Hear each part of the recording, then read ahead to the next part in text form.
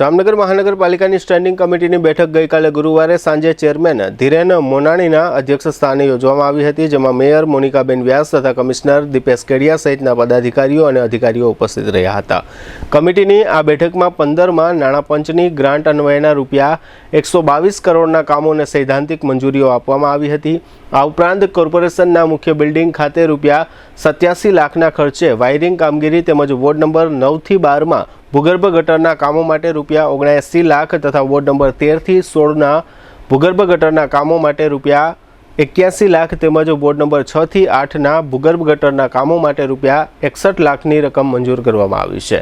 આ ઉપરાંત ચેરમેન ધીરેન મોનાણી દ્વારા ચેર પરથી ટેન્ડર કમિટીના 4 સભ્યોની નિમણૂક કરવામાં આવી હતી, જેમાં ધવલ નાખવા, તૃપ્તિબેન ખેતિયા, સંજય મુંગરા અને જીતેશ સિંગાડાનો સમાવેશ થાય છે। કમિટીની આ બેઠકમાં કુલ રૂપિયા 125 કરોડ 87 લાખના કામો અને ખર્ચને મંજૂરીઓ આપવામાં આવી હતી। સ્ટેન્ડિંગ ચેરમેન ધીરેન મોનાણીએ આપેલી વિગતો પ્રસ્તુત છે। આજરોજ તારીખ 9/7/2026ની સ્ટેન્ડિંગ કમિટીની બેઠકમાં કુલ 125.87 કરોડના કામો જે છે એને મંજૂરી આપવામાં આવી છે, જે પૈકી 122.79 કરોડના કામો છે એને સૈદ્ધાંતિક મંજૂરી આપેલી છે અને 3.08 કરોડના ખર્ચને મંજૂરી આપેલી। કુલ 9 એજન્ડા રેગ્યુલર હતા, એક ચેર ઉપરથી હતો, એમ 10 એજન્ડા ઉપર આજે સ્ટેન્ડિંગ કમિટીની અંદર ચર્ચા કરવામાં આવી। અગત્યની બાબતમાં સોલિડ વેસ્ટ શાખાના કર્મચારીને કેન્સરની સારવાર સબબ રૂપિયા 75,000ની મર્યાદામાં આર્થિક સહાય આપવાનું પણ સ્ટેન્ડિંગ કમિટીમાં નક્કી કરવામાં આવેલું છે।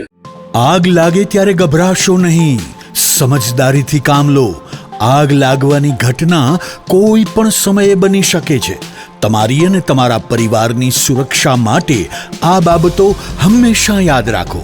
એલાર્મ વગાડો, આસપાસના લોકોને ચેતવો, તરત જ 101 પર કોલ કરો અને ફાયર બ્રિગેડને જાણ કરો। ધુમાડો હોય તો જમીનની નજીક રહી અને બહાર નીકળવાનો પ્રયત્ન કરો। લિફ્ટનો ઉપયોગ બિલકુલ ન કરો, હંમેશા સીડીનો ઉપયોગ કરો। આગ લાગેલા વિસ્તારમાં પાછા નહીં જાઓ, ભીડ ન કરો અને ફાયર બ્રિગેડની કામગીરીમાં અવરોધ ન બનો। ચાલો સૌ સાથે મળી આપણા જામનગરને અગ્નિ સુરક્ષિત શહેર બનાવીએ। આગ લાગે ત્યારે તરત કોલ કરો 101 Jamnagar fire and emergency service. તમારી સુરક્ષા અમારી જવાબદારી। જામનગર મહાનગરપાલિકા કચેરી, જામનગર।